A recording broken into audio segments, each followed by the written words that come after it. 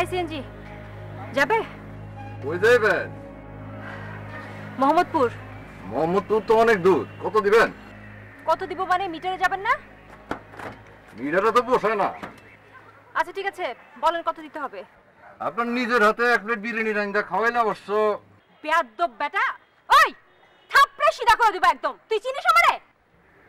চিনুম না কেরে? তুই তুই বের হ। কি এখন কেমন লাগে? হ্যাঁ, খুব তো আমাকে সারাদিন বসিয়ে রাখিস, আর আমি বসে বসে মাছি মারি। খুব ভালো লাগে না? প্রতিশোধ। তাই বলে তুই আমাকে এতক্ষণ ওয়েট করাবি? প্রতিশোধ প্রতিশোধ। তোর সাথে জীবনে আর কথা বলবো না। যাক, আমি বেঁচে গেলাম। আল্লাহ থ্যাংক ইউ।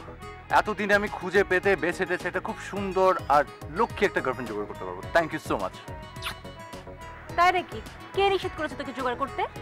আমি কি তোর গার্লফ্রেন্ড নাকি? কোনো মেয়েকে কি ধারে কাছে ঘেঁষতে দিস? সারাক্ষণ তো ঘাড়ের উপর লটকে থাকিস। কি? আমি তোর ঘাড়ের উপর লটকে থাকি? তা নয় তো কি? বললাম না তোর সাথে আমি আর কোনোদিন কথা বলবো না, আর দেখবো না কত সুন্দরী গার্লফ্রেন্ড জুটান আপনার। দেখিস। আচ্ছা যা হয়েছে থাম। কেন থামবো কেন? শোন, তোকে একটা কথা বলি। আজ কত বছর হলো আমরা দুজন একসঙ্গে? কত ঝগড়া, কত খুনসুটি, কত বন্ধুত্ব, কত বিশ্বাস, সবকিছু মিলিয়ে আমরা পাশাপাশি।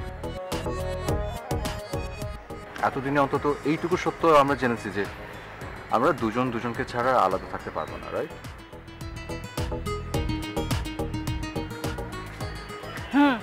বলেছি তোকে, দেখবো একদিন তুই আমাকে ছেড়ে চলে যাবি। দেখিস দেখিস।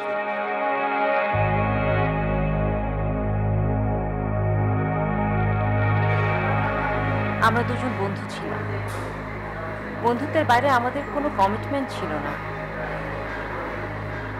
কিন্তু একটা কথা সত্যি করে বলতো,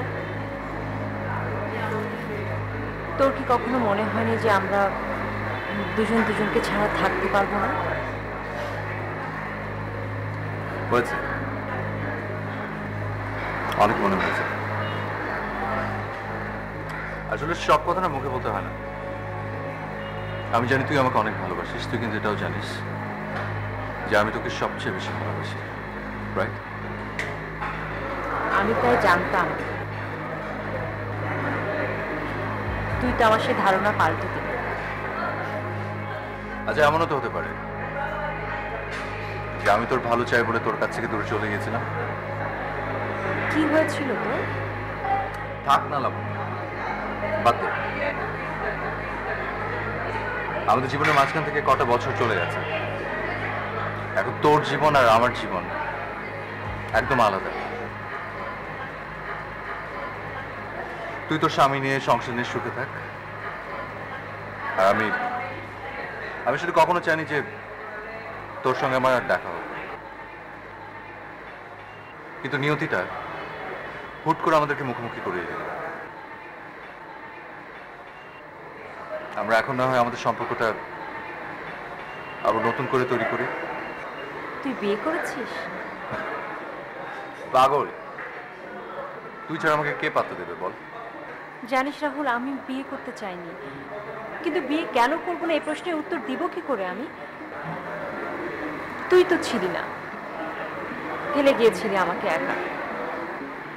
তোর যদি বিয়ে হয়ে গেল, আমার চেয়ে বেশি খুশি কেউ হয়নি জানিস। তুই দূর থেকে আমার সব খবর রেখেছিস। দূরে আর গেলাম কই? তোকে সবসময় এখানে নেই, এখানে। সৌমিক অনেক অনেক ভালো একটা ছেলে লাবণ্য, অনেক ভালো।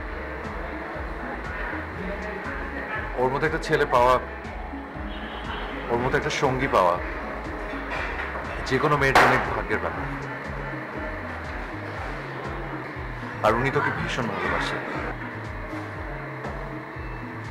হ্যাঁ, সেটা আমি অস্বীকার করবো না। শ্রমিক সত্যিই ভালো একজন মানুষ, আমাকে সত্যি খুব ভালোবাসে। বন্ধু হিসেবে তোকে একটা অনুরোধ করে, তুই সৌমিককে সব থেকে ভালোবাসবি। সবসময় ভালোবাসবে। আমাদের রিলেশনের জন্য যেন তিনি কষ্ট না পান।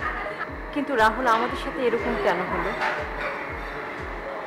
যেটা হয়ে গেছে সেটা ফেরানো যাবে না লাবণ্য।